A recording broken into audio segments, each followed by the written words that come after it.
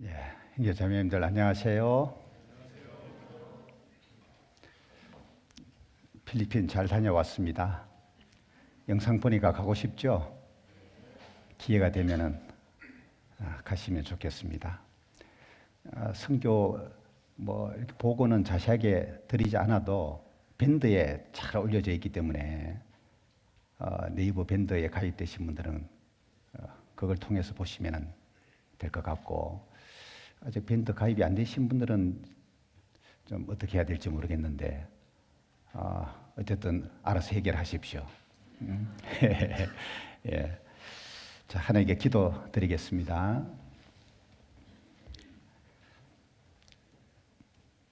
하나님 아버지, 우리를 사랑하시고 멸망 가운데서 건져서 하나님의 영광의 나라에 들어갈 수 있도록 구원해 주신 것 감사합니다.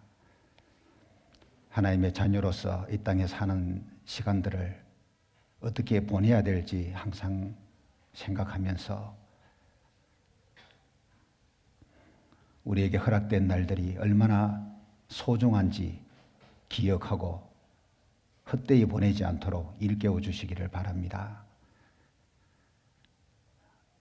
하나님의 사랑 안에 온전히 거하고 머리 대신 주님의 뜻을 몸을 통해서 이루시는 하나님의 그 거룩한 역사 속에서 한 지체로서의 기능과 역할을 하고 주님 뜻을 함께 이루어가는 모든 성도들 되게 하시기를 바랍니다. 우리를 통해서 하나님이 계획하신 선한 일들이 온전히 이루어지고 우리 하나님이 영광을 받으실 수 있기를 바랍니다. 우리 각 사람은 연약하고 어리석고 부족하지만 우리가 함께 할 때에 주님의 놀라운 능력이 나타나고 주님의 선한 일을 능히 이룰 수 있음을 압니다. 주의 복음이 만방에 전해져서 세계 많은 나라의 교회가 세워지고 구원받는 은혜로운 역사가 일어나고 있는 것을 보고 감사합니다. 막힘없이 계속 구원의 역사가 일어나고 세상 끝까지 주의 복음이 전해져서 하나님의 나라가 온전히 이 땅에 이루어지게 해 주시옵소서. 복음을 위해 수고하는 주의 일꾼들 권능의 손으로 붙잡아 주시고 어려운 환경 속에서도 힘을 잃지 아니하고 끝까지 주와 복음을 위해서 수고하는 사역을 감당해낼 수 있게 해 주시옵소서. 필리핀에도 복음이 활발하게 전해져서 많은 지역에 교회가 세워진 것을 보고 감사합니다. 특별히 우리 경기 강주교회가 후원하고 있는 이문수 교회가 지금은 수가 적고 약한 상태이지만은 앞으로 복음이 잘 전해져서 더 많은 수가 함께하고 부흥할 수 있도록 주님 역사하여 주시기를 바랍니다. 수고하는 준 목사에게 힘을 주시고 복음을 전하고 성도들을 말씀으로 가르치며 양육하는 이 모든 일들을 능히 잘 감당해낼 수 있도록 능력을 주시기를 바랍니다. 오늘 흩어져 생활하던 우리 성도들이 또 한자리에 모였습니다. 주님 말씀으로 가르쳐 주시고 성령께서 주도하시는 가운데서 우리가 더 온전히 순종하며 따르고 주님 역사에 쓰임받는 각 사람이 되게 해 주시옵소서. 우리 경기 강주교회도 날로 날로 하나님 보시기에 합당한 모습으로 변화되고 더 온전한 사람으로 세워져서 하나님을 기쁘시게 하고 우리 안에서 더 크게 주님이 역사하실 수 있는 영광스러운 교회로 세워주시기를 간구합니다. 다가오는 대전도 집회를 위해서 모든 성도들이 함께 기도하고 영혼들을 찾고 말씀 앞에 인도할 수 있도록 전도하는 일에도 최선을 다하게 해 주시옵소서. 오늘 주일에 주 안에서의 복된 날이 되게 하시고 주님 안에서 기뻐하는 귀한 날들 되게 해 주옵소서. 주 예수님의 이름으로 기도합니다. 아멘. 에베소서 4장을 찾습니다.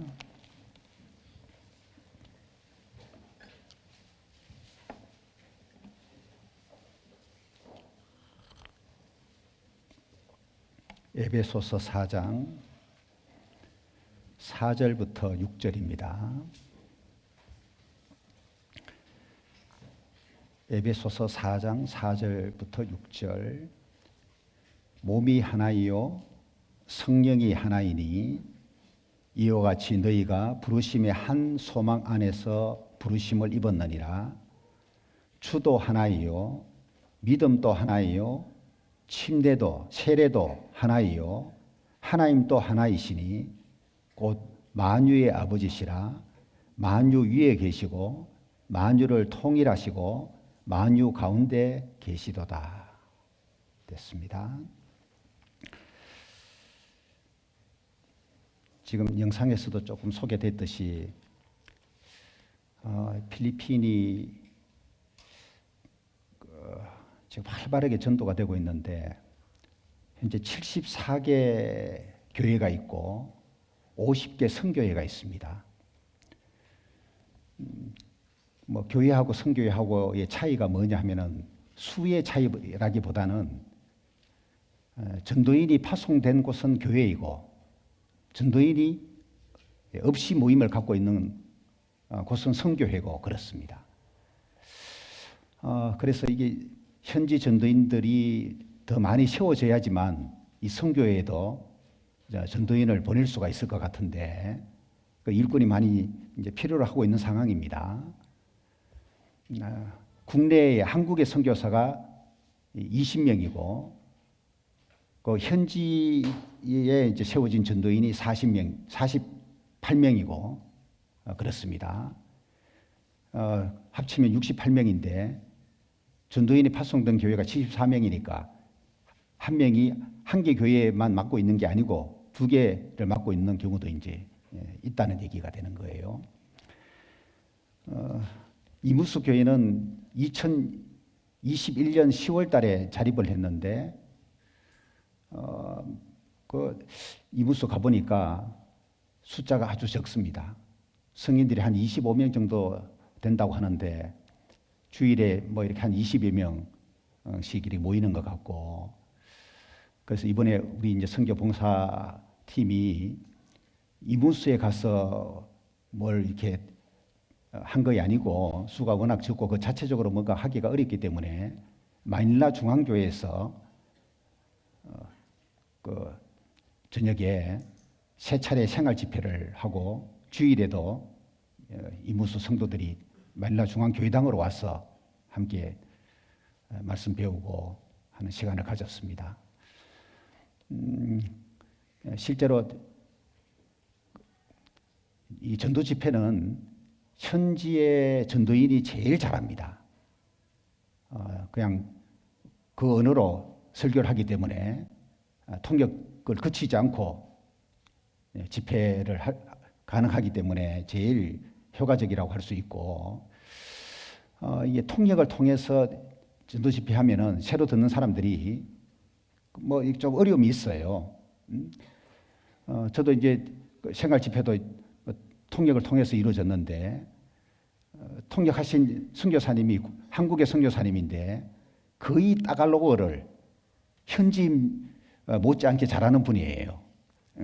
국내 선교사 20명 중에 제일 그 따갈로그를 잘하는 선교사님이라고 하는데 그 선교사님이 수양관에 이제 수양관 안에 우리 공주 갈릴리 수양관처럼 그 교회가 있습니다. 그 교회에 담임하고 있으면서 뭐 1시간 좀 넘게 걸리는 거리인데 매일 통역하기 위해서 마닐라 중앙교회로 와서 이제 통역을 하셨는데 그래서 제가 좀 그 워낙 통역을 잘하는 분이어서 편하게 이렇게 설교는 하긴 했습니다만은 통역을 통해서 설교하는 거 참 어려워요. 말이 이렇게 연결이 돼야 되는데 지금 저는 안 끊어지고 쭉 연결을 하잖아요. 통역 이렇게 하면 안 됩니다. 너무 길게 해도 안 되고 그래서 짧게 이렇게 설교를 해야 되고 그리고 다자로 끝나야 돼요. 말이 중간에 그리고 그러면 이 말이 안 돼요. 이건 따갈라고의 어순이 우리는 우리말처럼 이렇게 돼 있지 않고 우리는 주어가 먼저 나오잖아요. 따갈로그는 동사가 앞에 나옵니다. 그러니까 통역할 때에 한국말로 쭉 하면은 우리는 동사가 맨 뒤에 가니까 이걸 다 듣고 동사부터 통역이 들어가야 돼요. 그래서 문장이 길어지면 통역하기 상당히 어렵습니다. 그래서 특별히 이제 짧게 해달라고 부탁을 하길래 제가 최대한 짧게 이렇게 했고 다자로 끝나도록 하려고 이제 이렇게 했는데 사실 설교도 통역을 통해서 하는 건 어렵고 간증하는 것도 아마 통역을 통해서 하면 어렵습니다. 그게 내가 뭘 이야기해놓고 통역을 할 때가 기다려야 되거든요. 그럼 끝나면 또 내 이야기 해야 되고 연결하기가 상당히 어려움이 있는데 어쨌든 그래서 제가 생각할 때는 앞으로도 계속 뭔가 이렇게 한국에서 선교 봉사팀이 들어가면은 뭐 전도 집회는 그렇게 효과가 떨어지고 실제로 현지 전도인이 하는 게 제일 낫기 때문에 신방 중심으로 이루어지든지 아니면은 뭐 생활 집회를 하든지 뭐 이런 형태가 되는 것이 제일 맞지 않겠나 하는 생각을 가져보고 5월 달에 여기 이천교회가 마닐라 중앙교회를 헌화하고 있어서 들어가는데 그때는 이제 어떤 형태로 이루어지냐 하면은 마닐라 중앙교회에서 전도 집회를 하는데 누가 하느냐? 이천교회 이제 목사님이 하는 게 아니고 그 자체적으로 현지 전도인이 설교를 하고 이천교회는 주로 이제 신방만 하는 형태로 그렇게 일정을 잡고 있는 걸 제가 들었는데 그래서 이번에 뭐 생활 집회도 그 구원받은 분 성도들에게 필요한 것을 가르치는 시간이기 때문에 아주 유익하고 그 마닐라 중앙교회 전사님을 통해서 제가 들으니까 꼭 필요한 말씀을 이번에 해주셨다고 그런 얘기를 들었는데 주제를 거기서 정해준 것도 아니고 알아서 뭐 준비해서 하시라고 해서 제가 고민을 많이 했죠. 뭐 어떤 내용을 준비해야 될까 싶어서 그런데 그 필요 적절한 내용을 집회로 말씀을 하게 되어서 저도 다행이라는 생각을 갖게 되었습니다. 그래서 이번에는 뭐 보신 것처럼 가정신방을 3일 동안에 14가정이나 하고 이무수에는 4가정하고 저기 마닐라 중앙의 성도님들 10가정하고 그래서 빠듯하게 이렇게 보내고 신방하고 돌아오면 저녁에 집회하고 그렇게 보냈습니다. 그래서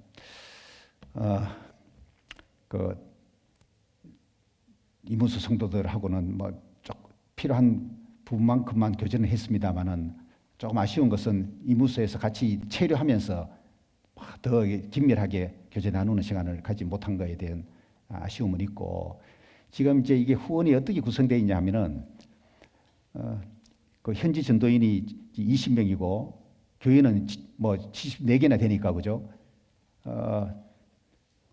그 우리 국내에 전도인들이 다 담임하고 있지 못한 상황이다 보니까 이렇게 그룹으로 이렇게 묶어놓은 거예요. 후원하는 교회들이. 그래서 이제 마닐라 중앙교회가 있고 나머지 3개 교회는 현지 전도인이 담임하고 있는 그 4개 교회를 이렇게 한 그룹으로 묶어가지고 한국에서 이제 후원하도록 그렇게 지금 만들어 놓은 겁니다. 그래서 마닐라 중앙교회의 선교사님을 통해서 뭔가 나머지 3개 교회들은 후원하는 일을 원활하게 하게끔 이렇게 만들어 놨기 때문에 우리가 이무수를 직접적으로 후원하지만은 마닐라 중앙교회하고 연계해서 이루어진다고 하는 것을 생각을 하셔야 될 것 같아요. 그래서 이거는 뭐 꼭 이무수만 생각할 건 아니고 그렇게 그룹으로 묶어진 교회를 또 함께 우리가 후원하는 데 있어서 필요한 역할을 한다 이렇게 생각하시면 될 것 같습니다. 지금 필리핀뿐만 아니고 몽골이든지 멕시코든지 세계 선교가 활발하게 이루어지고 있는 것을 가보면은 공통적으로 느껴지는 부분이 한 성령께서 전 세계 가운데서 복음을 통해서 죄인들을 구원받게 하는 일을 하시는 것을 보게 되는데, 필리핀도 마찬가지예요. 이 가정에 가서 이렇게 신방을 통해서 대부분 보면은 구원 간증 또 생활 간증을 먼저 이렇게 하도록 하는데, 14명이 간증하면은 거의 공통적으로 일치되는 부분이 뭐냐 하면은 구원 간증이 명확합니다.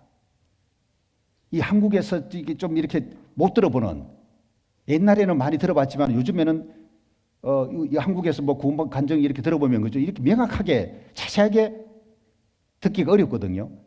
그런데 필리핀에는 구원 간증을 아주 자세하게 이야기해요. 명확하게 얘기하는 거예요. 그리고 얼마나 솔직한지, 뭐 잘못 살았던 뭐 이런 것들도요, 뭐 감춰놓지 않고 솔직하게 표현을 하고 오픈하는 이런 것들을 또 보게 되는데, 이런 부분들은 참 좋다 하는 생각이 들었어요. 구원 간증을 이렇게 들어보면은 얼마나 확실한지 몰라요. 이분이 구원 받았을까라는 의심이 드는 사람들이 없고, 구원받은 것이 그냥 확실하다는 느낌이 들 정도로 명확하게 복음 깨달은 얘기를 하는 것을 신방을 통해서 쭉 이렇게 듣게 되는데, 이게 이제 대한민국에서 복음이 전해져서 구원받는 거나 필리핀에서 복음 전해서 구원받는 거나 한 성령의 역사하게 되면 똑같은 거예요. 성경적인 복음만 전해지면은 세계 어디든가 됐든 간에 동일한 믿음을 갖게 되고 똑같은 그 구원의 은혜를 얘기하게 되는 거예요. 그래서 지금 좀 전에 읽었던 에베소서 4장 4절부터 6절까지가 몸, 성령, 소망, 주, 믿음, 침례, 하나님 7가지를 언급하면서 그 하나를 말해요. 그러니까 이거는 세계적으로 복음이 전해져서 구원받는 곳에 가면은 7가지가 다 하나예요.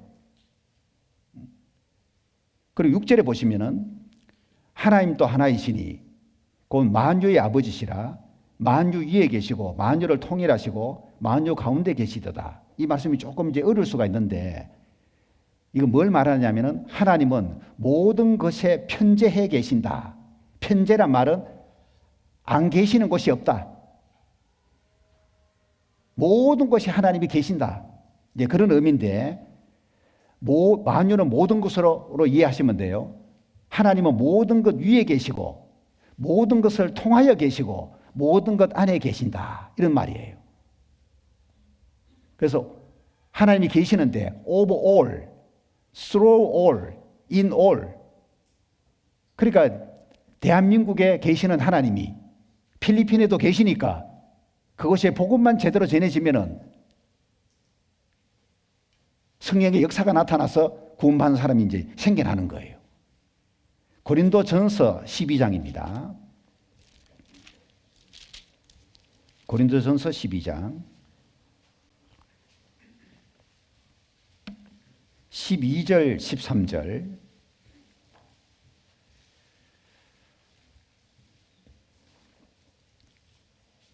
12절 몸은 하나인데 많은 지체가 있고 몸의 지체가 많으나 한 몸인가 같이 그리스도도 그러하니라. 13절을 함께 읽습니다. 우리가 유대인이나 헬라인이나 종이나 자유자나 다 한 성령으로 침례를 받아 한 몸이 되었고 또 다 한 성령을 마시게 하셨느니라. 12절에 몸이 하나다, 그 말은 하나의 교회를 말하는 거예요. 몸을 비유로 지금 설명하고 있기 때문에 교회를. 몸이 하나란 말은 세계적으로 교회는 하나예요. 하나님 보실 때는 교회는 하나입니다. 근데 몸이 하나지만은, 교회가 하나지만은 몸에 많은 지체가 있듯이 구원받은 형제 자매들은 많잖아요. 국내도 있고 세계도 있고.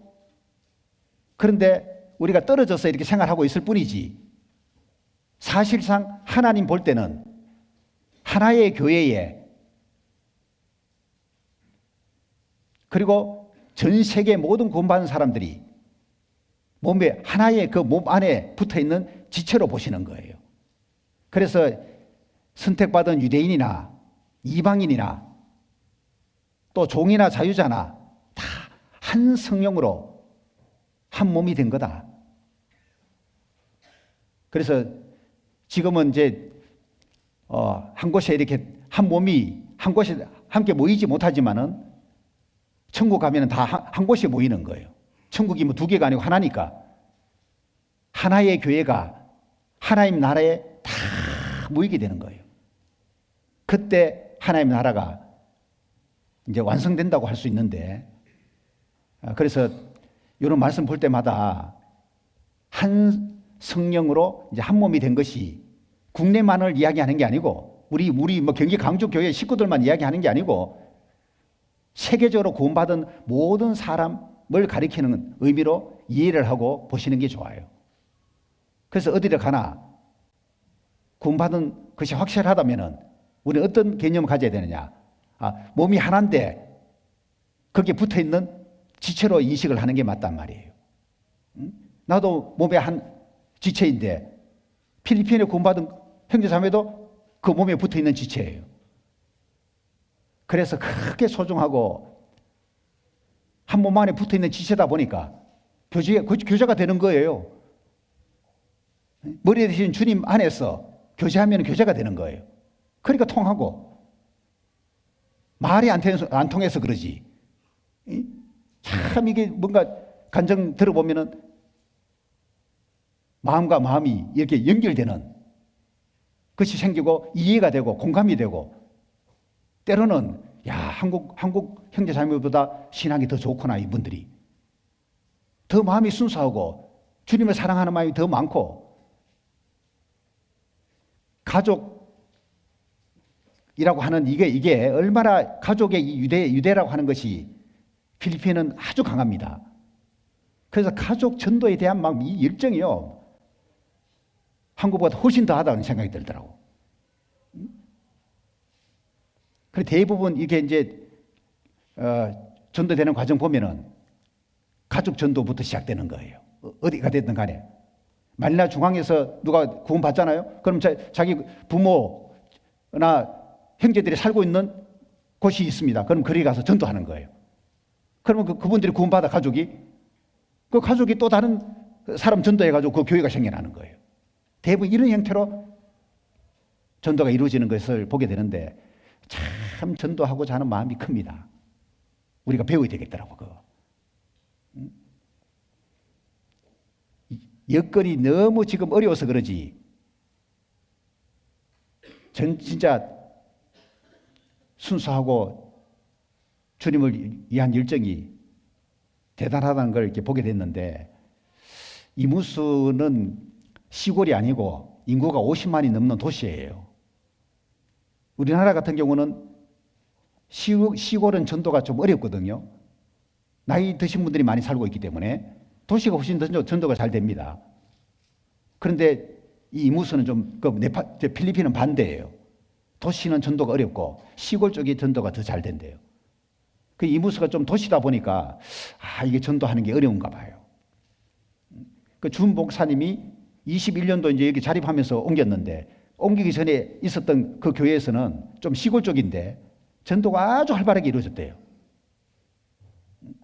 근데 여기 와서 이제 똑같이 해보니까 이게 구원받는 역사가 안 나타나는 거예요. 그래서 마음이 좀 이렇게 답답해 하는 상태에 있습니다. 기도가 필요해요. 이분이 좀 힘을 잃고 있더라고. 거기다가 2013년도에 뭐 집회 중인데요, 방송실에서 봉사하던 아들이 감전사를 당했어요. 응? 감전대가 죽은 거예요. 얼마나 충격적입니까? 아들이 교회에 일하다가 죽는 일이 생긴 거예요.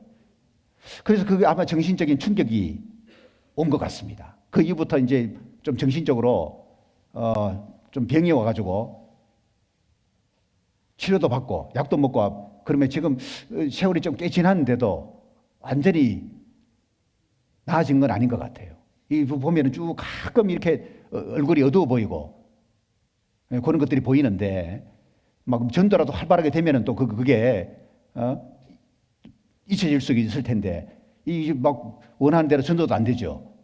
마음은 또 마음대로 지금 아직 그 병이 남아 있지. 그래서 참 힘든 상태에 있는 가운데 있는데, 이번에 우리가 가서 그래도 큰 위로가 됐을 거예요. 용기를 주고 그런 시간이 됐을 것 같은데, 이 준 목사님을 위해서도 계속해서 기도해주고, 어차피 이무스 교회를 위해서 사역해야 되는 분이기 때문에 힘을 잃지 않도록 그렇게 해줘야 되겠다 싶습니다. 오늘 이제 성령의 주도와 사람의 순종이라는 제목으로 말씀을 드리려고 하는데, 사도행전이 주로 오늘 주제를 잘 보여주고 있습니다. 이 사도행전이 성령의 주도하에 사도들이 활동하는 내용을 기록하고 있는 거잖아요. 사람이 막 앞서 일하는 게 아니고 성령께서 앞서서 주도하시고, 사람은 그 성령에 순종해서 따라가는, 이런 가운데서 복음의 역사가 일어나는 그 기록이 사도행전 기록이에요. 그래서 이게 왜 중요하냐면은, 마치 사람이 뭔가 이렇게 중심이 돼가지고 사람의 그 열심만 가지고 활동한다고 해가지고요, 하나님의 역사가 나타나는 게 아니에요. 그래서 항상 우리가 기억해야 될 것이, 사람보다 성령께서 앞서 행하셔야 된다.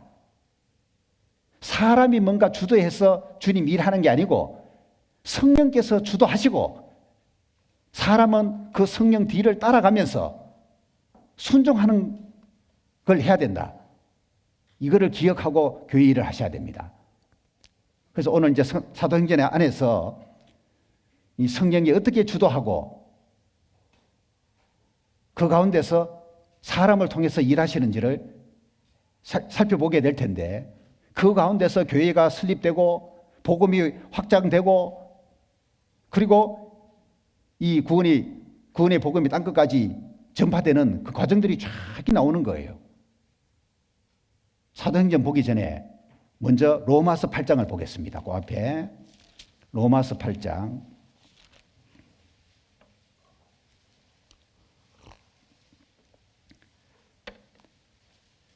로마서 8장 16절 보시면은, 자, 구원을 받으면 하나님의 자녀가 되는데, 자, 우리가 이제 하나님의 자녀인 거를 증거해주는 증인이 둘이에요. 그 내용입니다. 16절이. 성령이 친히 우리 영으로 더불어 우리가 하나님의 자녀인 것을 증거하시나니. 자, 구원받은 우리가 하나님의 자녀인 것을 누가 증거해 주느냐? 증인이 둘이라 그 말이에요. 첫 번째는 성령이 증인이고, 두 번째 증인은 우리 영입니다. 이 두 증인이 구원받은 우리가 하나님의 자녀인 것 증거해 주는 거예요. 이렇게 될 때에 구원이라고 하는 것이 의심이 사라지고 확신이 마음에 딱 자리 잡게 되는 거예요. 여러분, 구원받은 게 확실해도 때로는 구원 의심하는 경우들이 있죠. 그거 잘못된 거 아니에요. 잘못 살아서 의심하는 경우도 있지만은 잘 살고 있는데도 의심이 드문드문 올라오는 경우도 있어요. 저도 그런 경험했습니다. 신앙생활 아주 잘하고 있는데 그게 올라오는 거예요, 갑자기. 근데 쉽게 잘 안 떨쳐져도 그런 경험을 하시는 분들이 있을 텐데 그건 잘못된 건 아니고요. 우리가 하나님의 자녀라는 것을 확신해야 되는데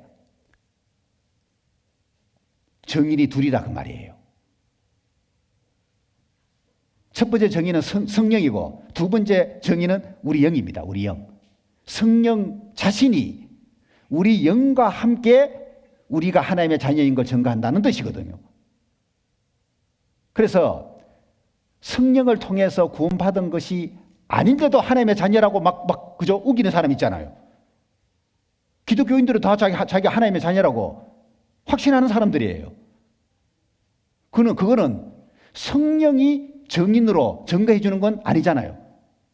자기 영이 그렇게 증거하는 것이지 성령이 함께 증거해 주는 건 아닌 거예요. 그건 가짜예요, 다.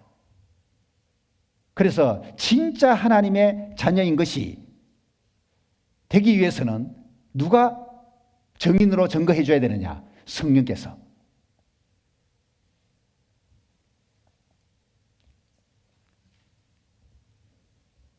이럴 때에 큰 확신이라고 하는 것이 마음에 딱 자리 잡고 있는 거예요. 그래서 성령이 너는 하나님의 자녀다라고 증거해 주는 이 증거를 가지고 있어야 되는 거예요. 이건 자기 확신하고는 다른 겁니다. 그리고 사도행전 5장을 봅니다.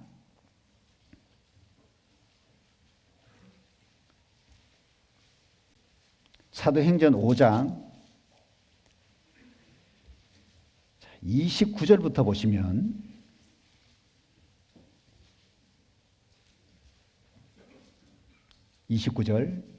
베드로와 사도들이 대답하여 가로되 사람보다 하나님을 순종하는 것이 마땅하니라.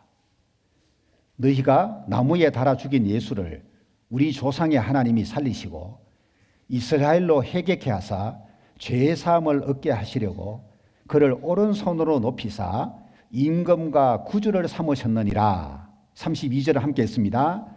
우리는 이 일의 증인이요 하나님이 자기를 순종하는 사람들에게 주신 성령도 그러하니라. 예수님의 증인이 누구냐? 우리가 증인이고 그럼 우리만 증인이냐? 아니다. 성령도 그러하니라. 증인이 둘이죠. 예수님을 증거하는 증인이 구원받은 사람도 해당되고 성령께서 증인으로 역할하시는 거예요.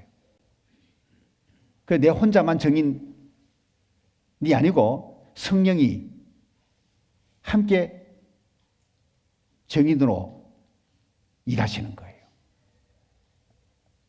성령과 우리입니다. 그리고 15장 사도행전 15장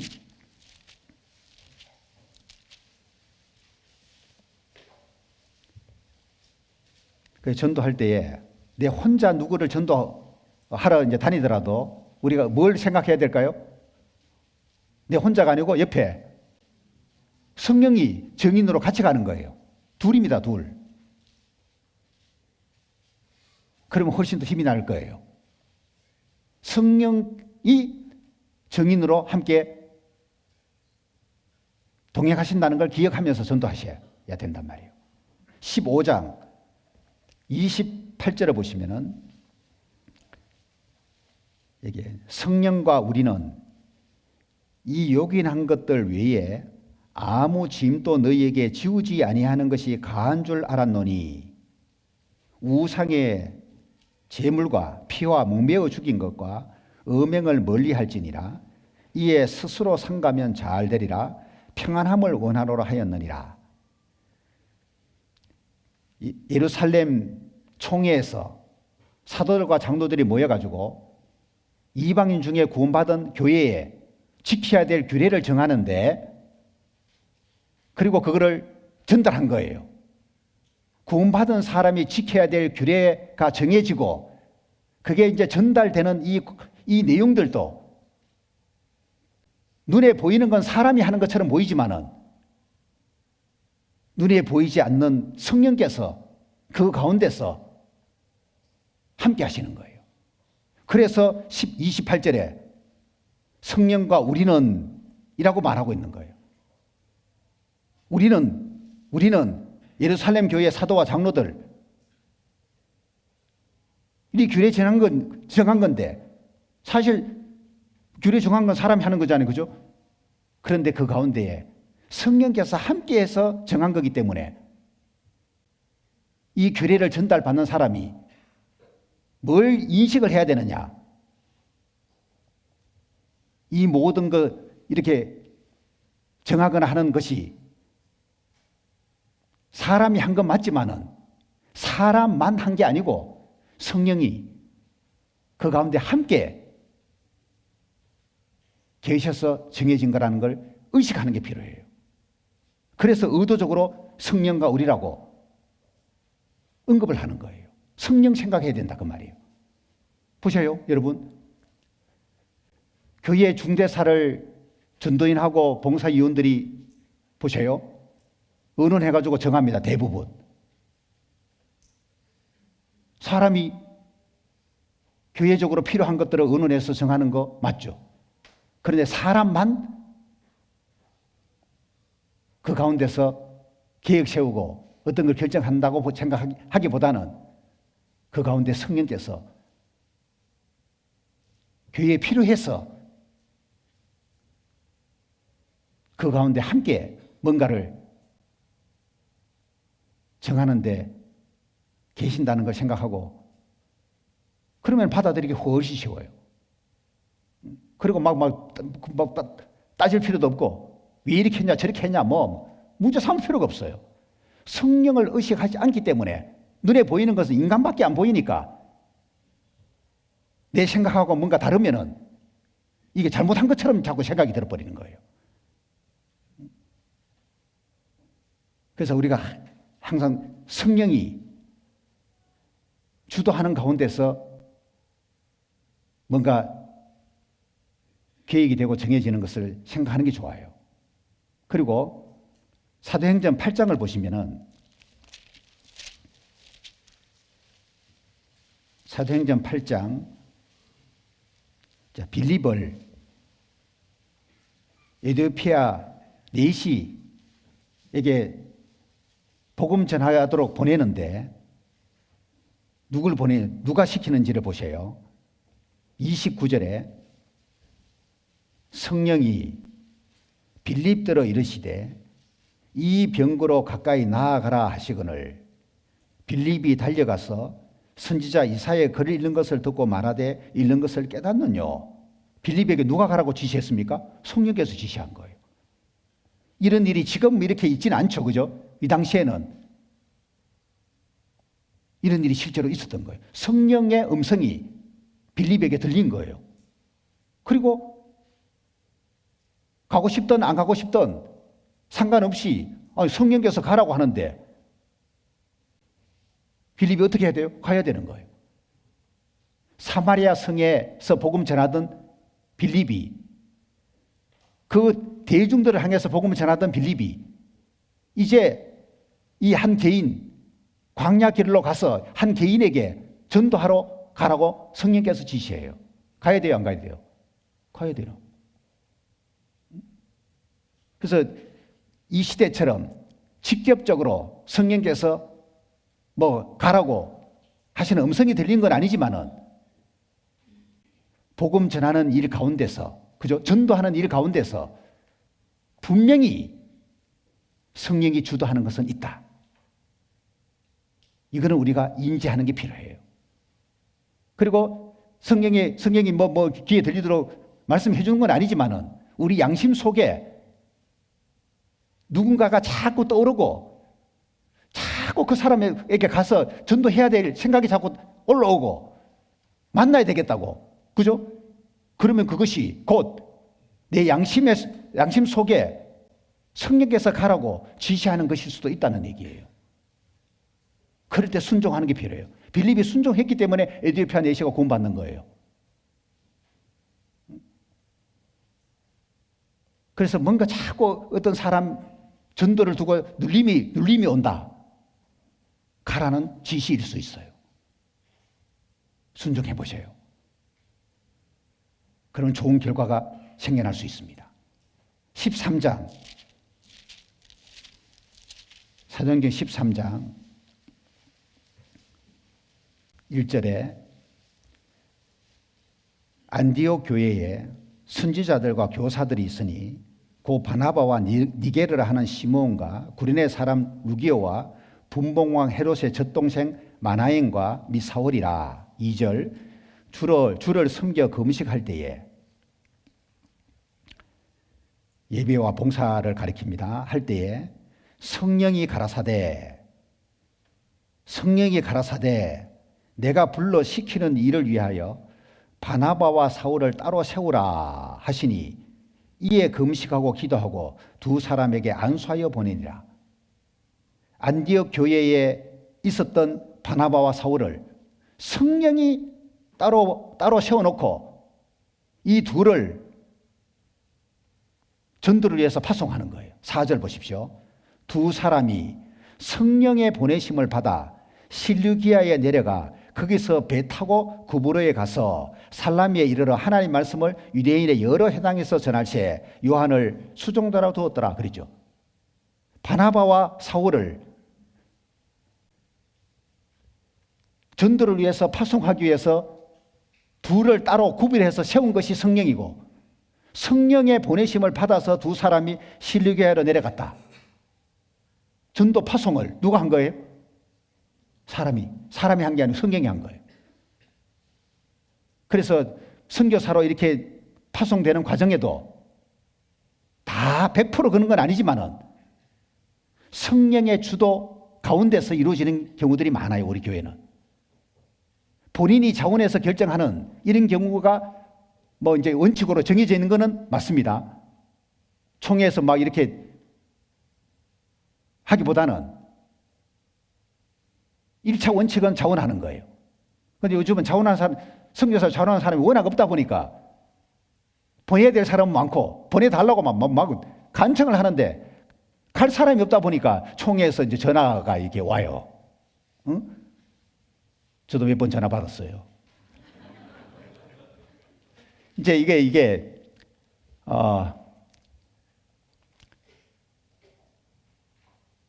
성령이 누구를 보내야 되겠다. 뭐 총회 전화한다 해서 다 성령이 전화한 건 아니에요. 그런데 선교사로 보내야 될 사람이 하나님 보실 때에 있단 말이에요. 예, 그런 어떤 마음이 있는 전도인이 있고 또 여건도 되고, 그래서 눈에는 보이지 않지만은 성령의 주도 가운데서 선교사 파송하는 것도 이루어지는 그게 사실인 거예요. 그런 경우는 선교사로 성공합니다. 그 다음에 16장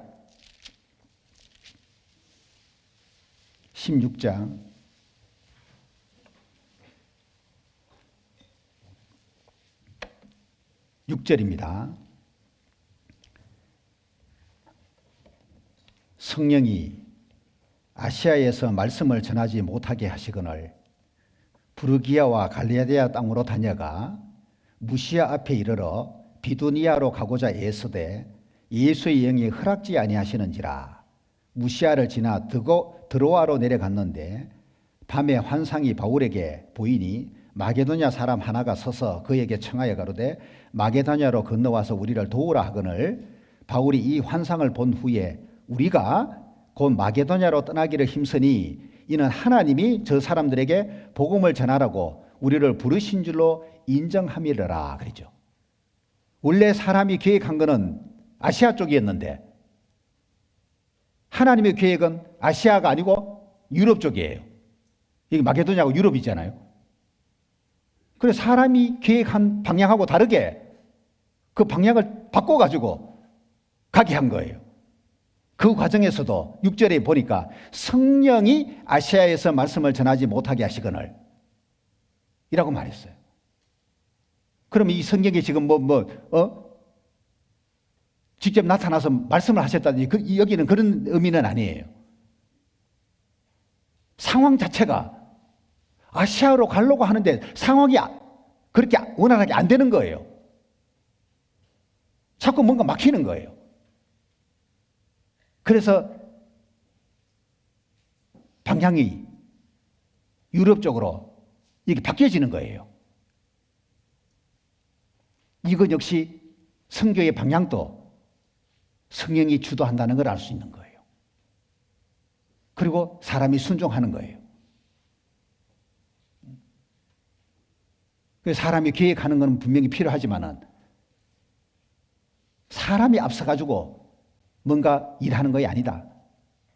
항상 사람 앞에서 움직이는 것은 성령이다. 이걸 인지하는 겁니다. 그 다음에 20장을 봅니다. 20장.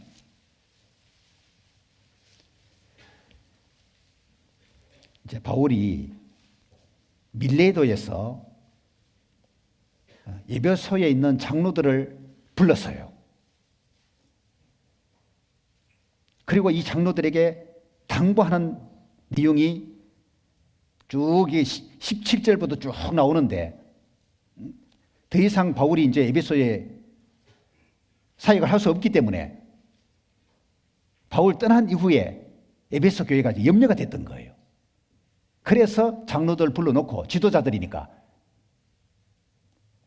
뭘 당부했냐 하면은 28절을 보시면은 너희는 에베소 장로들입니다. 너희는 자기를 위하여 또는 온 양떼를 위하여 삼가라.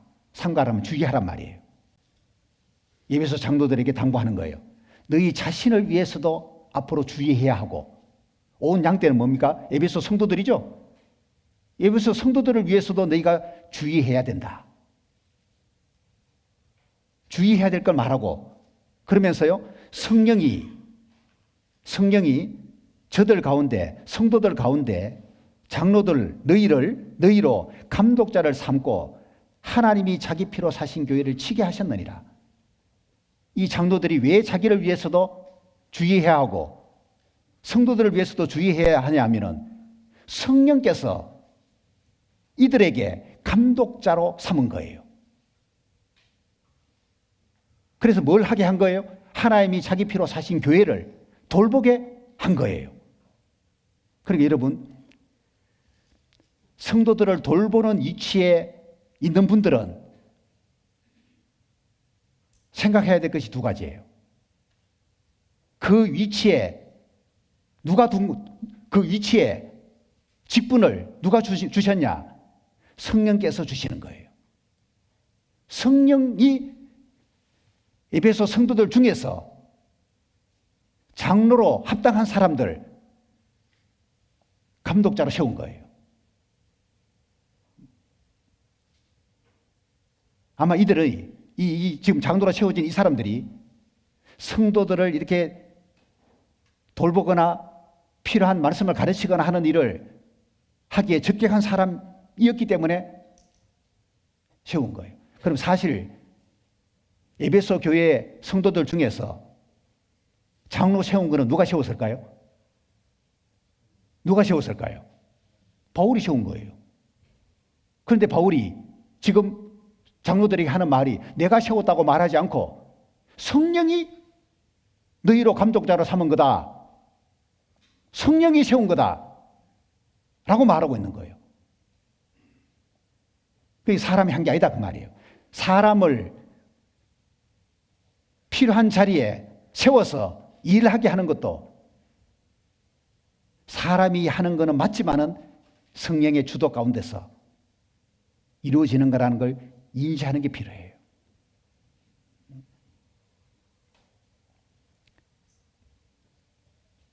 그래서 이 일을 제대로 해야 되기 때문에 감독자의 일을 제대로 해야 되기 때문에 스스로를 위해서도 조심해야 되고 성도들을 위해서도 조심해야 된다.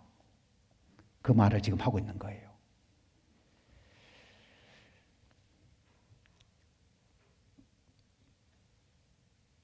그리고 9장을 보겠습니다. 9장.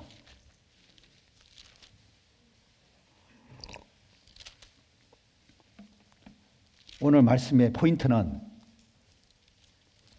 눈에 보이는 것은 사람이지만은, 그죠? 눈에 보이는 거는 사람이 하는 거다. 계획 세우고 활동하는 것이 사람이 하지만은 사도행전에서 뭘 알려주고 있느냐? 성령이 주도 가운데서 이루어지는 거다. 이걸 알려주는 거예요. 이걸 깨달으셔야 돼요.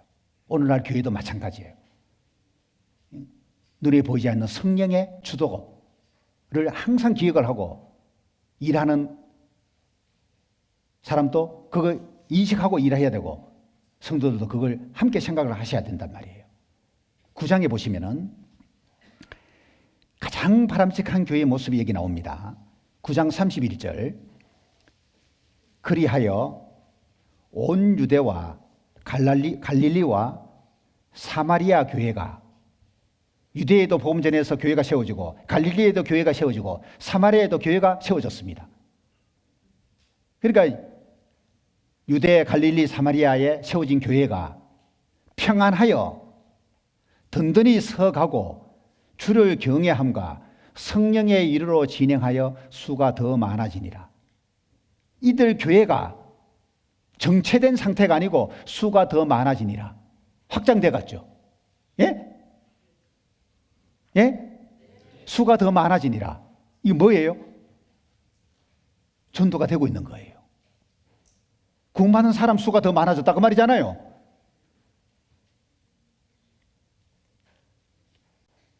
교회가 세워졌을 때 시작은 수가 적어도 시간 속에서 말이죠, 구원받는 역사가 일어나서 수가 더 많아지는 것이 돼야 되잖아요.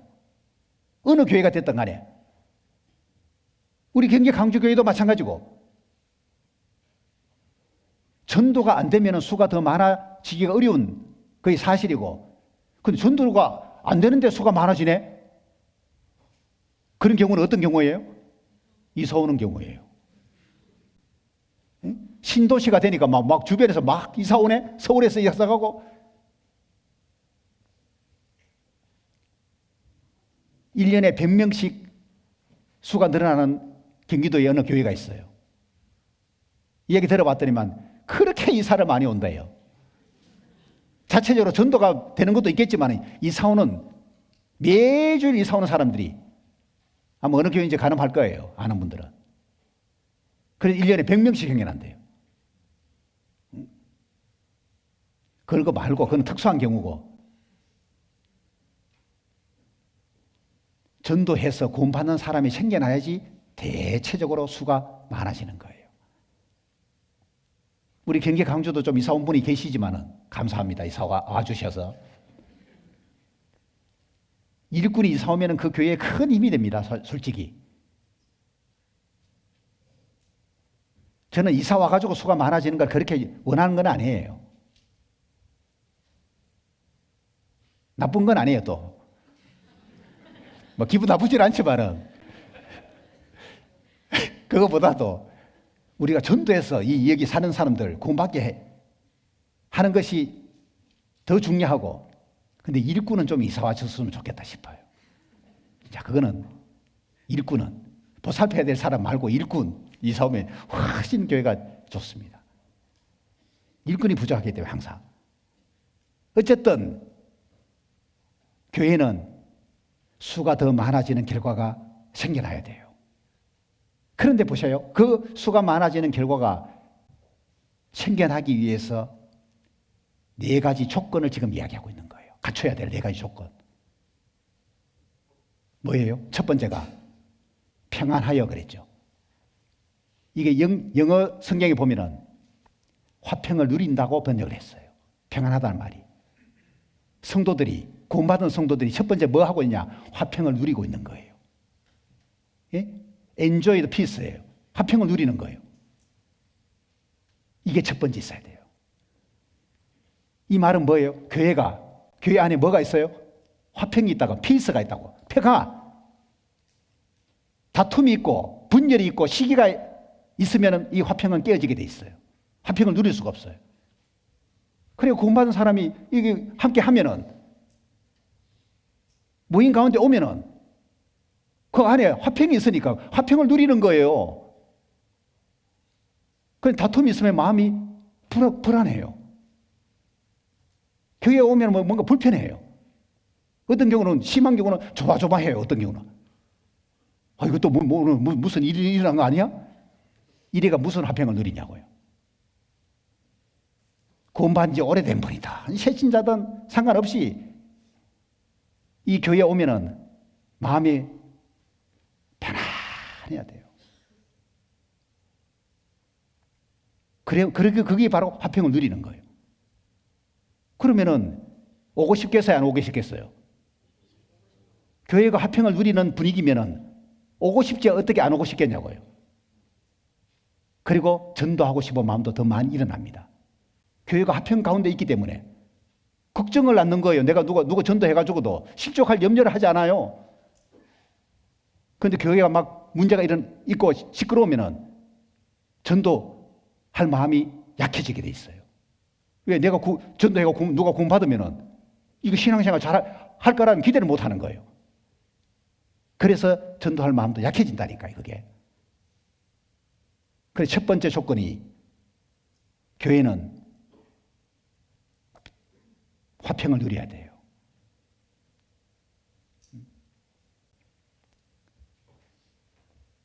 서로 화목해야 돼요. 그래서.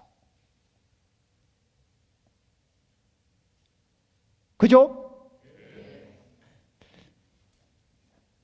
화평을 누리고 계십니까? 목소리가 작아요. 점점 더 그렇게 될 거예요. 지금 그 분위기가 잘 이렇게 만들어지고 있습니다. 두 번째는 든든히 서가고, 이게 이제 건물이 튼튼하게 지어지는 걸 말하는 거예요. 특히 막 지진이 있는 그런 나라는, 그죠? 건물 튼튼하게 안 지어놓으면 와르르 무너져 버리는 거예요.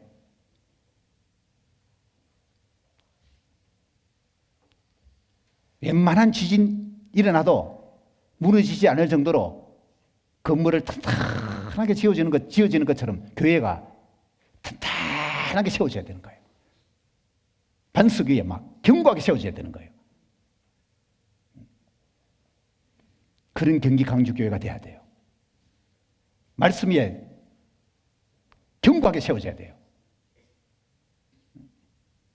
어떤 바람이 불어도 문제되지 않을 교회로 세워져야 돼요. 그 다음에 세 번째가 뭐냐? 주를 경외함이라고 했어요. 주님을 경외하는, 주님을 경건한 마음으로, 존경하는 마음으로 두려워하는 거 있죠. 이게 필요해요. 그 주님에 대한 경외심이 교회 가운데 있으면은 반드시 조심하게 돼 있어요. 제가 그런 설교를 이번에 필리핀 가서도 했습니다. 주제로. 조심하게 돼 있어요. 말 조심하게 돼 있고 행동 조심하게 돼 있어요. 주님을 경계하는 사람은. 그래서 하나님이 원하는 교회의 모습으로 쫙 만들어진다니까요. 주님을 경외하는 것이 없으면은 이거요, 혼란스러워요. 말 함부로 한다니까요. 그분은 주님을 경외함이 없는 사람이에요. 조심하지 않은 사람은. 약한 사람이 지금 문제 되는지 안 되는지 신경도 안 쓰고, 새신자가 있는 자리에서도 할 말 막 해버리고, 주님을 경외하지 않아서 그런 거예요. 우리가 주님을 경외하는 마음 가지고 있으면 함부로 행동 못 해요. 주님을 두려워해야 돼요. 그리고 네 번째가 뭐예요? 성령의 일으로 진행하여. 성령께서 위로해 주시는 가운데서 행하는 걸 말해요. 네 번째 조건이. 교회 가운데 성령님께서 컴포트 해주는 거예요. 위로해 주고 격려해 주시고. 예? 이게 있어야 되는 거예요. 누가 위로해 준다고요? 사람도 서로 위로하는, 격려하는 거 필요하지만은 그것만이 아니고 성령께서 이 교회 가운데서 위로해 주는 게 있는 거예요. 그래서 내가 막 이렇게 고난 가운데 있지 않습니까? 신앙 때문에 막 큰 어떤 시련 가운데 있어요. 그분 교회하고 딱 연결되어 있으면은 성령께서 교회를 통해서 위로해 준다니까요. 힘내라고. 조금만 견디라고. 희한합니다, 그게. 그래서 다시 힘을 얻어요, 또. 성령이 유래해 주는 게 있기 때문에. 우리가 막 주를 위해서 힘든 어떤 봉사를 하든지 전도를 하든지 성령이 유래해 주는 게 있는 거예요. 그게 우리에게 힘이 되고 용기가 되는 거예요. 그래서 이런 네 가지 조건이 다 갖춰지니까 결과적으로 수가 더 많아지니라. 전도가 되어서 하나님 나라가 이제 확장되는 기로가 생겨난다 그 말이에요. 구약 시대는 성부 시대, 예수님 오셨을 때는 성자 시대, 그 다음에 오순절 예루살렘에 성령 강림한 이후 예루살렘에 교회가 세워졌죠. 그 이후부터는 성령 시대예요. 성부 시대 끝나고 성자 시대 끝났어요. 그러나 성령 시대는 지금까지 계속되고 있는 거예요. 사도행전은 끝나지 않았습니다. 사실 사도들의 활동은 끝났지만은 교회 안에서 성령이 일하시는 건 끝나지 않은 거예요. 사도행전은 사도들 중심으로 성령께서 교회 가운데서 일한 활동이라면은 지금은 다른 일꾼을 중심으로 해서 교회 가운데서 주님이 일하시는, 성령께서 일하시는 거예요. 그래서 성령의 역사가 교회를 통해서 반드시 나타나는데 가장 핵심은 뭐냐? 하나님의 나라입니다. 하나님의 나라. 사도행전 1장을 보시죠. 사도행전 1장.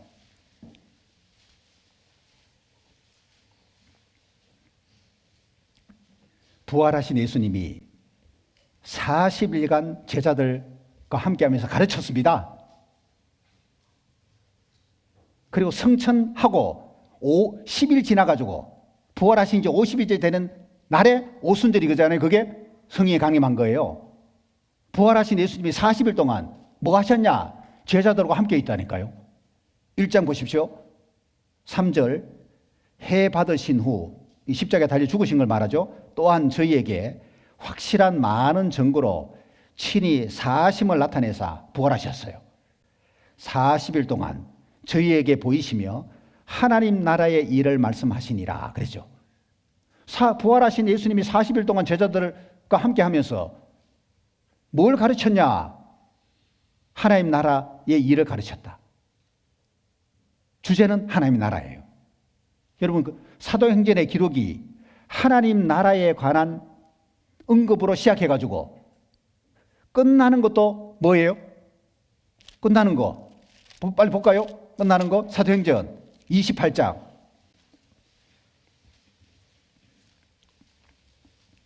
끝나는 것도 하나님의 나라로 끝나요.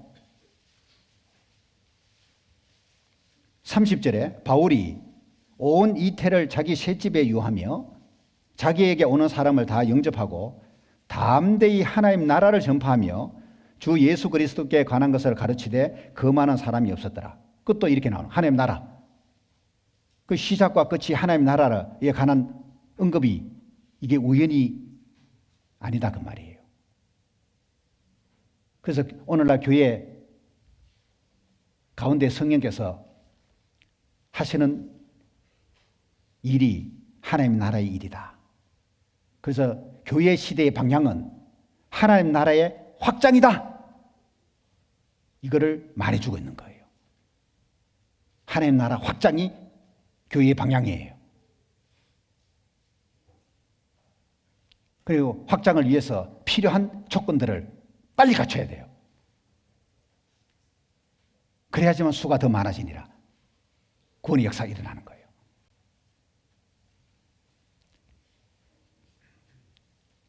사도행전에는 성령이라는 단어가 들어가는 성경 구절이 몇 구절 나오느냐 하면은 퀴즈입니다. 몇 구절 나올까요? 이거 알아맞히면 상 드립니다.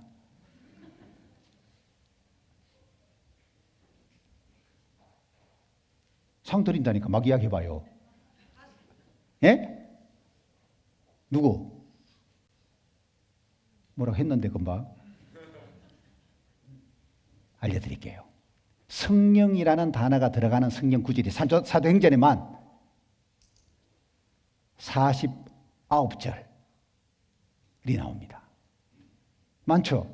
그만큼 강조하고 있는 게, 사도행전에서 강조하고 있는 게 성령을 강조해요. 성령을 상징하는 것 중에 중요한 것이 비둘기도 있고 생수도 있고 뭐 기름도 있고 등불도 있고 바람도 있고 불도 있고, 그죠? 사도행전에는 성령을 상징하는 것 두 개가 특별히 나오죠.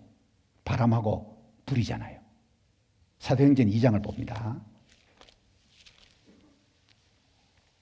사도행전 2장 2절, 호련히 하늘로부터 급하고 강한 바람 같은 소리가 있어 저희 안전 온 집에 가득하며 불의 혀같이 갈라지는 것이 저희에게 보여 각 사람 위에 임하여 있더니.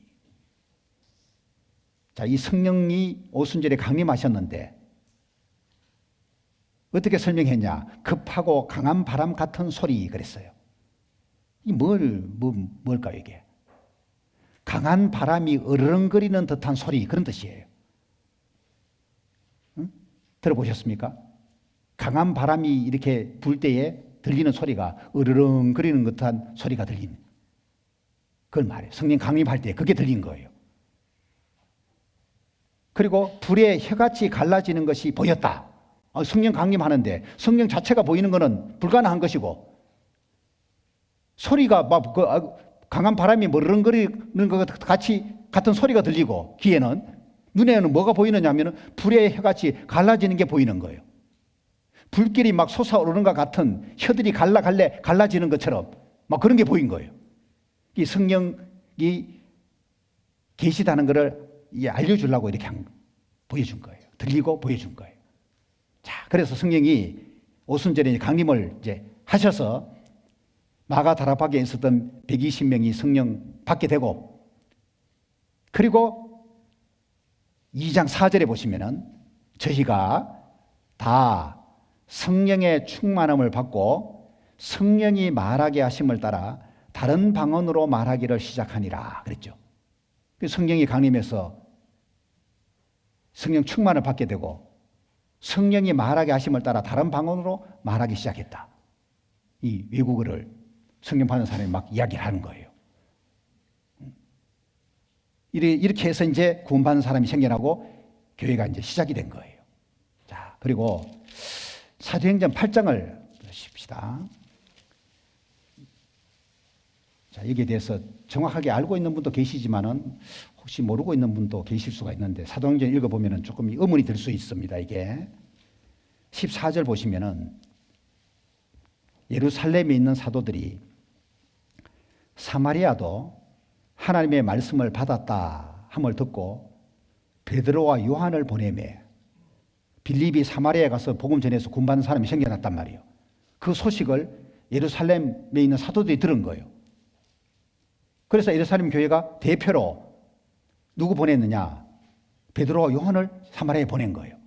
자, 가서 보니까요, 15절, 그들이 내려가서 저희를 위하여 성령 받기를 기도하니 이는 아직 한 사람에게도 성령 내리신 일이 없고 오직 주 예수의 이름으로 세례만 받을 뿐이라. 이에 두 사도가 저희에게 안수하며 성령을 받는지라. 이런 내용이 나오는 거예요. 이 말씀을 정확하게 이해 못하고 오해하게 되면 어떤 문제가 생기느냐? 마치 사람이 안수해서 성령 받는 것처럼 생각할 수가 있어요. 그래서 기도원에 가서 막 유능한 목사가 막 안수해 주니까 그때 막 성령 받았다고 난리치는 사람도 있는데, 이게요, 그런 의미가 아니에요. 성령은 언제 받느냐? 복음을 듣고 믿을 때 성령 받는 거예요.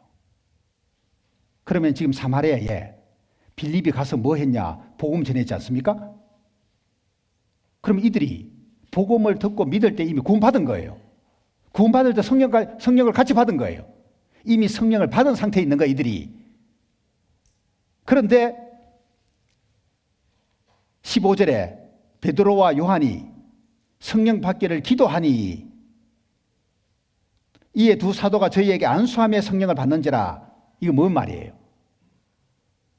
이미 이들은 복음을 듣고 믿을 때에 구원받았지만은 표적으로 나타나는 성령을 받지 않은 거예요. 그래서 베드로와 요한이 이 구원받은 성령 받은 이들에게 안수를 딱 하니까 성령 받았다는 하나의 증거로서 뭐가 나타났냐? 표적이 나타난 거예요. 그 표적 중에 하나가 뭐냐면은 방언과 예언이에요. 주로 성령 받았다는 표시로 방언을 하게 된 거예요. 그럼 왜 이렇게 했냐? 자, 이 당시에 사마리아는 이방인들이 구원받은 걸 말하는데 이 안수를 통해서 성령을 받게 한 이 일을 왜 했냐면 첫 번째는 사도적 거리를 보여주기 위한 거예요. 두 번째는 이들에게 성령이 있다는 것을 알게 해주고, 그리고 예루살렘 교회하고 사마리아 교회하고 하나라는 것을 알려주는 그런 목적이 여기 들어있는 거예요. 사도행전 10장을 보십시오. 자, 베드로가 고넬료 집에 가서 복음 전했을 때에 거기에 또 구원받는 역사가 일어나요. 보시죠. 44절. 베드로가 10장 44절입니다. 베드로가 이 말을 할 때에, 이 말이라는 것은 앞에 내용인데 복음이에요. 성령이 말씀 듣는 모든 사람에게 내려오시니 그랬죠. 베드로가 고넬 집에서 복음 전할 때에 성령이 말씀 듣는 사람에게 내려온 거예요. 성령 받은 거 이때.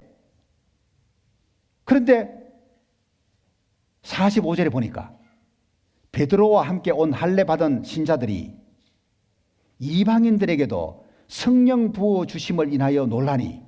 아니, 성령 부어 준 건 성령이 보이지도 않는데 어떻게 알아요? 야, 유대인뿐만 아니고 이방인에게도 하나님이 성령 부어 주시네? 깜짝 놀랐어요. 그럼 성령 부어 주신 걸 뭘로 알았을까요? 46절을 통해서 아는 거예요. 이는 방언을 말하며 하나님 높임을 들음이라. 하나님 높임은 찬양을 말하는 거예요. 일반적인 찬양이 아니에요, 이거는. 그리고 고넬료 집에 있던 사람이 베드로가 복음을 딱 전할 때에 성령이 임해가지고 이들이 성령 받았는데 성령이 뭐 사람 속에 임하는 건 보이지 않잖아요. 그런데 성령 받았다는 걸 뭘로 알 수 있느냐? 이들이 방언을 하고 찬양을 한 거예요. 그런 일이 있었던 거예요, 이 당시에는. 아시겠죠? 지금은 이런 일이 없습니다. 이때는 이게 필요했기 때문에 하나님이 허락한 거예요. 그리고 하나 정리해야 될 것이 있어요. 사도행전에 나오는 방언하고 고린도 전서에 나오는 방언하고 다릅니다. 우리말로는 똑같지만은 의미 자체가 달라요. 사도행전에 나오는 이 방언은 모국어가 아닌 다른 나라 말을 가리키는 거예요, 방언이. 그러니까 이게 성령 받은 사람이 방언했다는 말은 은사로서의 방언을 가리키는 게 아니고 외국어를 한 거예요, 외국어. 다른 나라 말을 한 거예요. 생판 배운 적도 없는데 성령을 딱 받은 이후에 다른 나라 말을 해버리네? 그러면 이게 뭐예요? 일반적인 게 아니잖아요, 그죠? 배운 적이 없으니까. 예를 들어서 영어를 전혀 모르는 사람이 성령 받자마자 영어를 샤샤샤 해버리네? 그래 깜짝 놀리는 일이잖아요. 그리고 찬양까지, 특별한 찬양까지 불러버리는 거예요. 그래서 사도행전에 나오는 방언은 다른 나라 말을 가리키는, 외국어를 가리키는 것이고 고린도 전서에 나오는 방언은 은사로서의 방언을 가리키는 거예요. 구분하셔야 돼요. 그 은사로서의 방언은 영적으로요, 막 깊은 무화경에 빠진 상태에서 나오는 거예요. 자기도 몰라, 이게 어떤 상태인지. 이성으로는 이해할 수 있는 이 땅의 언어가 아닌 천상의 말을 가리켜서 사도행전에서 방언이라고 말하는 겁니다. 고린도전서에서. 구분되시죠? 그래서 고린도전서 13장 1절에 보면은 사람의 방언이 나오고 천사의 말이 나와요. 내가 사람의 방언과 천사의 말을 할지라도, 그죠? 사랑이 없으면 아무것도 아니다. 그럼 사람의 방언이 뭐고 천사의 말은 뭐냐? 둘 다 방언을 가리키는데, 사람의 방언은 좀 전에 말씀드렸던 알아들을 수 있는 외국어를 가리키는 것이고, 외국어는 알아들을 수 있어요. 알면은. 전혀 이해 못하는 언어가 아니에요. 뒤에 나오는 천사의 말이 뭐예요? 이게 은사로서의 방언을 가리켜요. 하나님과 인간 사이에만 이해될 수 있는 말을 가리키는 거예요. 천사의 말이라는 거는. 그래서 은사로서 방언 받은 사람은, 그죠? 방언으로 막 뭔가 말을 하는데 주변에 있는 사람은 전혀 알아듣지 못해요. 방언하는 그 사람만 하나님하고 소통되는 거예요. 그게 은사로서의 방언이에요.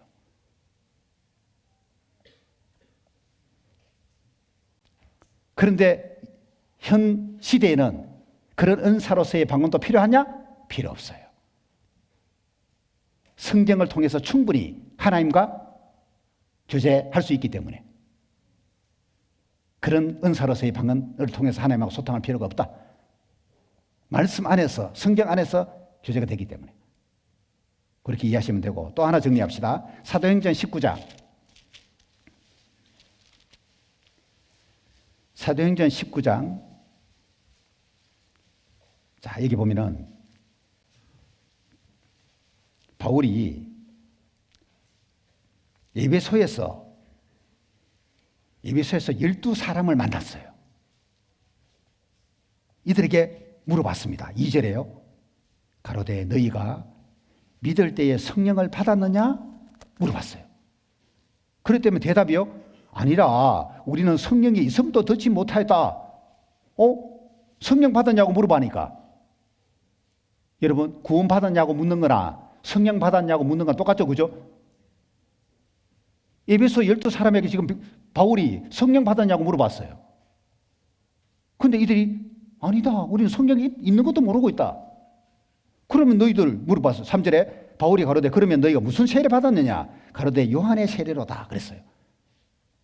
그러니까 요한의 세례를 받은 사람이에요. 그럼 이들이 지금 구원을 받았다는 말입니까? 구원받지 못했다는 말입니까? 예? 예, 구원받지 못한 거예요. 오늘 카페 가서 커피 한잔 하셔요. 대답하신 분. 어머니 회장님이 사주세요.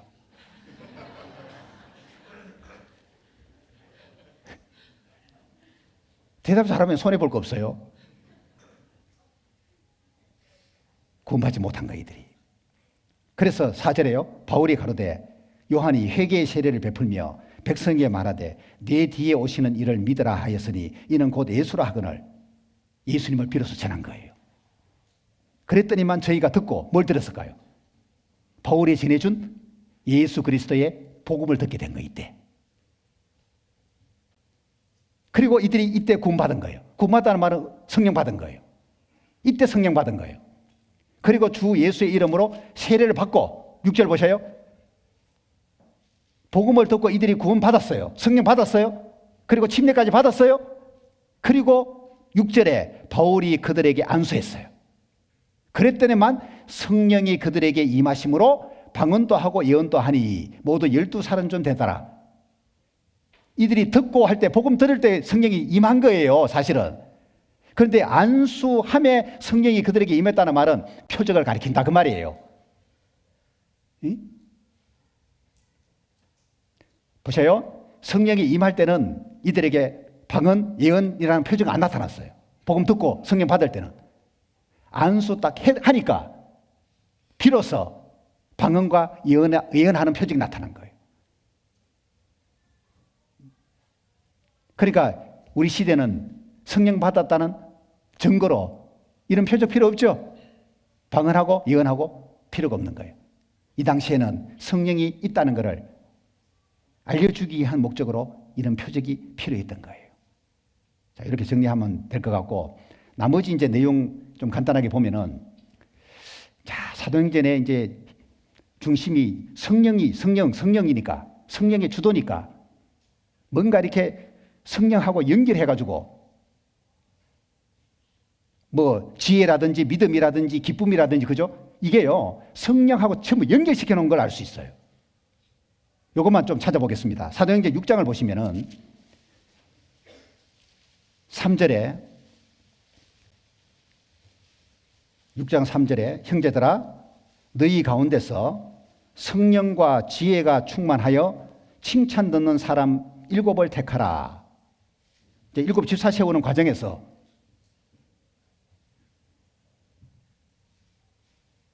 한 얘기인데, 성령과 지혜가 충만하여 칭찬 듣는 사람. 그러니까 이 지혜라고 하는 것도 여러분 봐요. 참 지혜는요, 성령 안에서의, 성령 충만 가운데서의 지혜가, 그게 진짜 지혜예요. 그러니까 이거 여기서 말하는 지혜는 인간적인 그런 지혜를 말하는 게 아닌 거예요. 성령 충만 가운데서 가지고 있는 지혜, 이 지혜 가지고 있는 사람이 하나님의 교회에서 일해야지 가장 적격한 사람이에요. 그러니까 성령 충만이 우선적으로 있어야 되고, 그 다음에 지혜가 필요한데, 그 성령 충만 가운데서 지혜가 참 지혜다, 그 말이에요. 그 사람은 일 잘 해냅니다. 성령 충만한 데다가 뭐 지혜까지 있으니 집사로서 맡겨진 일 얼마나 잘하겠냐고 말이에요. 그 다음에 6장 10절에 보시면은 스데반이 지혜와 성령으로 말함을 저희가 능히 당치 못하여, 지혜와 성령으로 말했다 돼 있죠. 그 지혜로만 말한 게 아니고 성령으로, 지혜 옆에 성령이 붙어 있는 거예요. 그 다음에 6장 5절에 온 무리가 이 말을 기뻐하여 믿음과 성령에 충만한 사람, 그래서 믿음과 성령 같이 붙여놓은 거예요. 그 다음에 11장을 봅니다. 11장 24절. 바나바는 착한 사람이요 성령과 믿음이 충만한 자라 이에 큰 무리가 죽게 더하더라. 착하다는 것은 성품을 말하고 성령과 믿음이 충만했다. 그러니까 성령과 믿음 같이 붙여놓은 거예요. 성령 안에서 믿음이 참 믿음이다. 그 다음에 13장 51절을 보시면은 여기 비시디아 안디옥의 성도들이 충만했는데 51절 두 사람이 죄를 향하여 발에 티끌을 떨어버리고 이온으로 가거늘 제자들은 기쁨과 성령에 충만하니라. 여기도 기쁨과 성령. 지금 뭘 살펴본지 아시겠죠? 성령하고 바로 옆에다가 딱 붙여놓은 단어 보시라고요. 성령 옆에 믿음, 성령 옆에 지혜, 성령 옆에 기쁨. 그래서 이게 믿음 이야기할 때도 성령과 연결돼야 되고, 지혜를 이야기할 때도 성령과 연결돼야 되고, 기쁨을 이야기할 때도 성령과 연결돼야 돼요. 그러니까 성령이 빠진 가운데서는 이거 아무것도 아니다. 그 내 신앙 가운데서 정말 성령께서 중심에 계시고, 그 안에서 지혜도 필요하고 믿음도 필요하고 기쁨도 필요한 그를 이제 생각하게 되고, 그리고 찾지는 않겠습니다만은 빌립보서 3장 3절에 보면은 화면 띄워보세요. 빌립보서 3장 3절에 봉사도요. 빨리 못 찾네. 빌립보서 3장 3절에 보면 하나님의 성령으로 봉사하며, 보이죠? 보입니까? 하나님의 성령으로 봉사하며, 봉사 옆에다가 성령을 말하고 있는 거예요. 그럼 하나님의 성령으로 봉사하는 게 진짜 봉사다 그 말이에요. 그럼 성령으로 봉사하면 봉사하는 가운데 다툴 일이 뭐가 있냐고요. 회피해야지. 그리고 성령으로 봉사하면 그렇게 힘들지도 않아요. 예? 설교도 봉사하는 거예요. 성령으로 설교하면 힘들지 않아요. 제가 힘들어 보입니까? 뭔 봉사를 하든지 성령으로 봉사하면은 여러분 봉사하는 것 때문에 뭐 그렇게 짜증낼 일이 뭐가 있냐고요. 사람이 없다고 그렇게 뭐 화낼 일이 뭐가 있냐고요. 내가 더 하면 상이 내일에 더 많이 주어지는데 한 평 청소해서 한 평짜리 상 받을 거 10평 해가지고 10평짜리 상 받으면 되지. 예? 청소할 사람 없다고 난리 칠 필요 없어요. 성령으로 봉사하는 거예요. 예? 또 기도도 유다서 1장 20절 보여주세요. 유다서 1장 20절.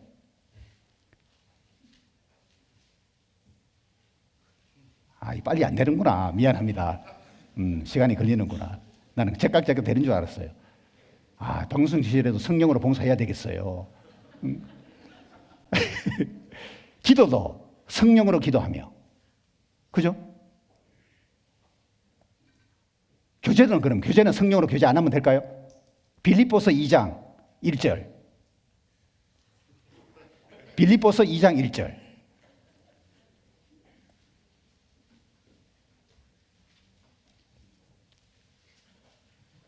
찾는 게 빠르겠다. 성령의 무슨 교제? 무슨 교제라는 말은 이 교제가 다양하니까 어떤 교제이든 간에 성령의 교제. 그죠? 그래서 성령으로 봉사하고 성령으로 기도하고 성령으로 교제하고 성령 안에서 기뻐하고 성령 가운데서 지혜롭고 그러니까 성령이 주도하는 가운데서 모든 것이 이루어져야지 그게 온전한 거다. 이거를 좀 생각해야 되겠어요. 성령이 주도하고 사람은 순종하는 거 꼭 기억하시기 바랍니다. 이 반대가 되면 안 돼요. 사람이 주도하고 성령이 뒤따라가는 이런 형태로 신앙생활 되면 절대로 안 되는 거예요. 이 정도로 합시다. 기도하겠습니다. 하나님 아버지, 우리에게 성령을 부어주셔서 성령 안에서 마땅히 알아야 될 것들을 알게 하시고 또 신앙생활 하는데 필요한 모든 것들을 공급해 주시는 것을 감사합니다. 성령이 주도하는 가운데서 우리가 순종하고 성령의 역사에 우리가 참여해서 하나님의 뜻을 이루어가는 삶이 되도록 항상 인도하여 주시기를 바랍니다. 오늘 가르침 받은 말씀이 결코 헛되지 않고 우리 삶 속에 깊이 적용되어서 가르침 받은 대로 행하는 삶이 되도록 하나님 인도해 주옵소서. 주 예수님의 이름으로 기도합니다. 아멘.